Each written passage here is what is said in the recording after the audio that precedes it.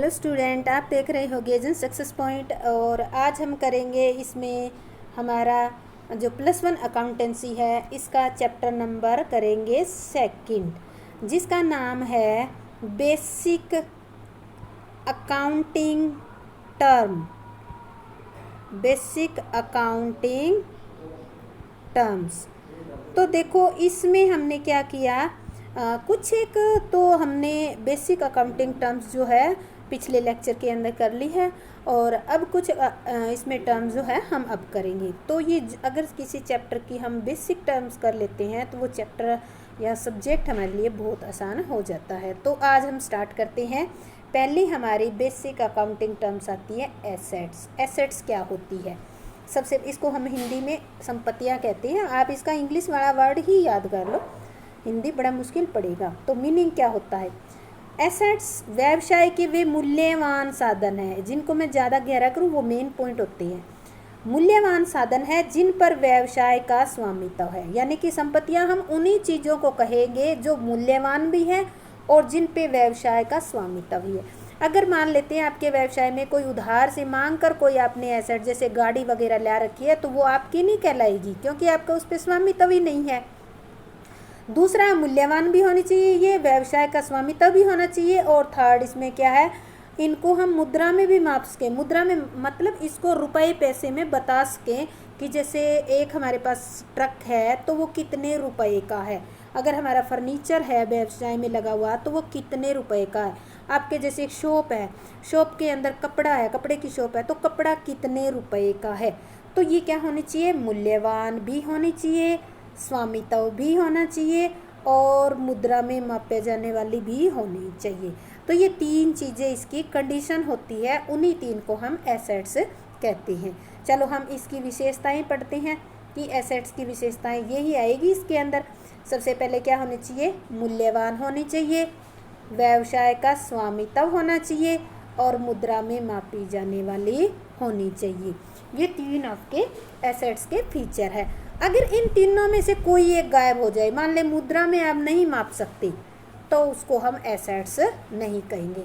Second, अगर मान लेते हैं मूल्यवान नहीं, उसका कोई मूल्य ही नहीं है, मूल्य मतलब अनमोल नहीं, यानी ये हम कहेंगे कि मूल्य नहीं है। जैसे कोई ऐसी चीज़ है जो आपके यूज़ में ही नहीं आ रही है, तो आपके लिए क्या मूल्य होगा, उसका कोई मूल्य नहीं होगा। तो ऐसी एसेट्स को भी हम कोई एसेट्स नहीं मानेंगे, ऐसी चीज़ को भी हम कोई एसेट्स नहीं मानेंगे।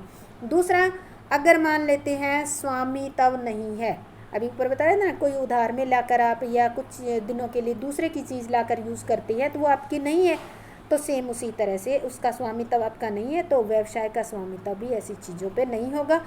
और ऐसी चीज़ें नहीं है व्यवसाय में, तो वो आपकी एसेट्स नहीं कहलाएगी, एसेट्स कहलाएगी। ये तीन कंडीशन अगर लागू होती है तो मूल्यवान, व्यवसाय का स्वामित्व और मुद्रा में मापी जाने वाली, ये तीन इसकी कंडीशन है। वही चीज़ें जो तीनों कंडीशन फुलफिल करती है वही आपकी एसेट्स कहलाएगी। अब देखो ये एसेट्स होती है, कई टाइप की होती है एसेट्स। सबसे पहला आता है फिक्स या नॉन करंट एसेट्स। फिक्स यानी कि फिक्स रहती है। फिक्स का मतलब ये नहीं है कि ये अमर हो जाती है, कभी ख़राब ही नहीं होती, कभी वेस्ट ही नहीं होती, बल्कि ये लॉन्ग पीरियड तक चलती है। फिक्स का मतलब होता है लॉन्ग पीरियड, मान लो इसको हम इसको कह सकते हैं लॉन्ग टर्म भी कह सकते हो, लॉन्ग टर्म तक यूज़ होती है ये, इस कारण से इनको फिक्स वर्ड दे दिया है। तो इसमें हम कहेंगे स्थायी संपत्तियां कहते हैं इनको हिंदी में। स्थायी संपत्तियां या फिक्स एसेट्स वे एसेट्स है जो व्यवसाय में दीर्घकाल तक प्रयोग की जाती है। आगे ना इसमें लॉन्ग टर्म तक यूज़ की जाती है, जो पुनः विक्रय के लिए नहीं खरीदी जाती। यानी कि ये ऐसी एसेट्स है, इनको अगर हम खरीद लेते हैं ना तो लंबे समय तक यूज़ करते हैं इनको। ये नहीं है कि आज खरीद के लाए तो महीने 2 महीने के अंदर बेच देते हैं। पुनः विक्रय मतलब दोबारा बेचना, पहले किसी ने बेची थी फिर अगर हम दोबारा आगे बेच देते हैं तो उसको पुनः विक्रय कहते हैं। तो इसका पुनः विक्रय नहीं किया जाता। अब मान लेते हैं आपकी, हम कहते हैं कि एक टायर बनाने की फैक्ट्री है। अब फैक्ट्री में टायर बनाने के लिए एक मशीन लाए हो, तो क्या वो मशीन जो है आपकी क्या होगी? अब वो मशीन आप टायर बनाने के लिए लाए हो, आप उससे टायर बनाओगे आप, तो इसको आप लंबे टाइम तक बिजनेस में यूज़ करोगे और टायर बनाते रहोगे, तो इसको दोबारा तो नहीं बेचोगे। इस कारण से हम कह सकते हैं कि ऐसी एसेट्स जो दीर्घकाल तक प्रयोग की जाती है या दोबारा बेची नहीं जाती उसको हम फिक्स एसेट्स कहते हैं। एग्जाम्पल कहते हैं, जैसे कि भूमि है, भूमि को हम लैंड कहते हैं इंग्लिश में, लैंड।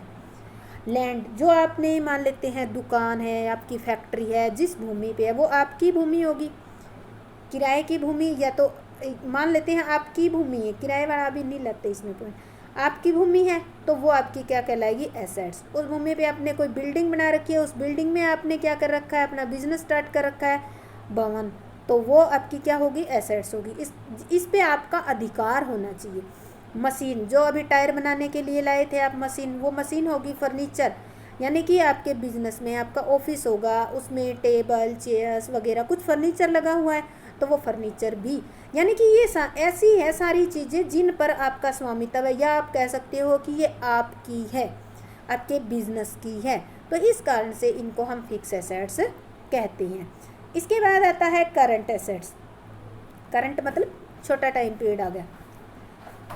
करंट एसेट्स वे एसेट्स है जो व्यवसाय में पुनः विक्रय के लिए या अल्प अवधि में ही नगद में परिवर्तन करने के लिए रखी जाती है। देखो यहाँ दो बातें आ गई। पुनः विक्रय यानी कि कोई ऐसी एसेट्स खरीदते हैं जिसको हमने खरीद लिया और आगे हम साल के अंदर अंदर बेच देंगे, बेचेंगे तो क्या होगा, नगद में परिवर्तित हो जाएगा। इसलिए इनको ही हम चालू एसेट्स कहते हैं। इनको चक्रीय सर्कुलेटिंग एसेट्स भी कह देते हैं, इनको फ्लोटिंग एसेट्स भी कहा जाता है। अब देखो एक एग्जांपल लेते हैं हम समझने के लिए। मान लेते हैं आपके पास कैश है, ठीक है। कैश से आपने क्या किया, आपकी शॉप है, कपड़े की शॉप है, आपने क्या कर लिया, इसमें से गुड्स स्टॉक ले आई, खरीद कर माल लाकर आपने स्टॉक में रख लिया, ठीक है। अब ये स्टॉक है, आप बेचने के लिए लाए हो, तो आप कितने दिन रखोगे अपने पास, या तो आप नगद में बेच दोगे इसको, पहली कंडीशन, नगद में बेच दिया, फर्स्ट कंडीशन है ये। सेकंड कंडीशन में आपने नगद में नहीं बेचा, सेकंड कंडीशन में आपने बेच दिया उधार में, तो क्या क्रिएट हो गए, डेटर क्रिएट हो गए हमारे। अब ये जो डेटर है यानी कि उधार वाले बंदे हो गए, उधार वाले जब रुपए देंगे तो हमारे पास कैश आ जाएगा, ठीक है।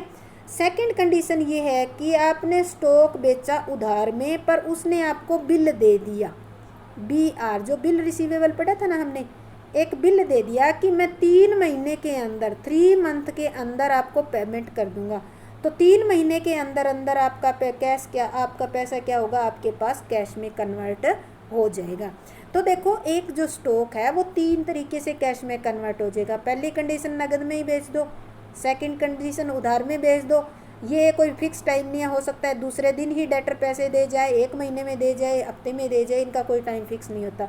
पर अगर आपने बेचा है उधार में और जब टाइम फिक्स हो जाता है, एक बिल पे सिग्नेचर हो जाते हैं, एक कंडीशन लग गई कि इतने टाइम में पे करेंगे, तो वो BR बन जाता है और उसका फिक्स टाइम 3 महीने के बाद जब पैसा आता है तो वो कैश में हमें मिल जाता है। तो इस तरह से, इस कारण से, यानी कि इन्होंने कहता है पुनः कैश में कन्वर्ट करते हैं। ये जो सर्कल है हमारा पूरा, ये सर्कल 1 साल के अंदर अंदर कंप्लीट हो जाता है। कंप्लीट का मतलब 1 साल के अंदर, मतलब ये जो माल हम खरीद के लाए ना, ये 1 साल के अंदर अंदर इसको बेचकर हम अपनी पॉकेट में कैश को ले आते हैं। इस कारण से इसको हमने एक नाम दिया है सर्कुलेटिंग एसेट, यानी कि सर्कुलेट होती रहती है, फ्लोटिंग एसेट्स।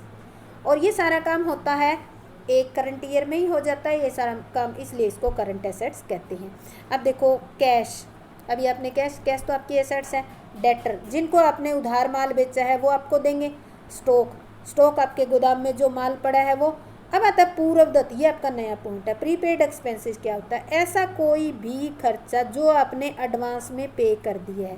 मान लेते हैं आपने बिल्डिंग के लिए, आपने जो बिजनेस कर रहे हो, एक बिल्डिंग किराए पर ली है, ठीक है, वो आपने 1 जनवरी को ली है और वो आपने मान लेते हैं 1 साल के लिए किराए ली है 31 दिसंबर तक, ठीक है।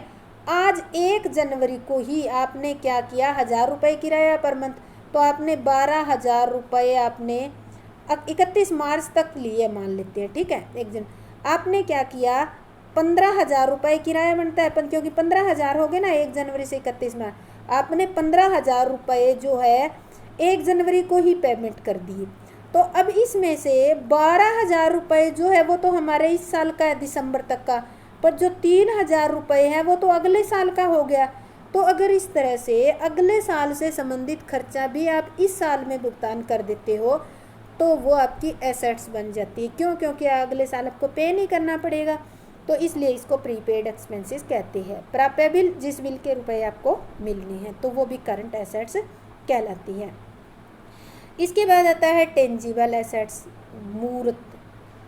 मूर्त संपत्तियाँ या टेंजिबल वे एसेट्स होती है जिन्हें हम देख सकते हैं, छू सकते हैं और जिनका कोई भौतिक अस्तित्व होता है। जैसे बिल्डिंग होगी, example land, building, machine, plant, stock, ये सारी चीज़ों को आप देख भी सकते हो, छू भी सकते हो और अस्तित्व भी होता है इनका, इस कारण से इनको टेंजिबल कहते हैं।